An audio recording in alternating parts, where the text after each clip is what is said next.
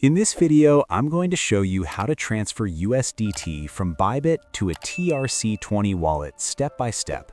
First, open the Bybit app and sign in to your account. At the bottom right corner, tap on Assets to view your balances. Next, go to the Funding section. This is where withdrawals are usually processed.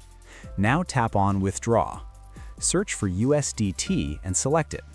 After that, paste the TRC20 wallet address of the wallet you want to send USDT to. Make sure you select the TRC20 TRON network. This step is very important. If you choose the wrong network, your funds may be lost. Now, enter the amount of USDT you want to transfer. Double-check the wallet address, network, and amount. Once everything looks correct, tap Withdraw and confirm the transaction by completing the security verification. And that's it. You have successfully transferred USDT from Bybit to a TRC20 wallet.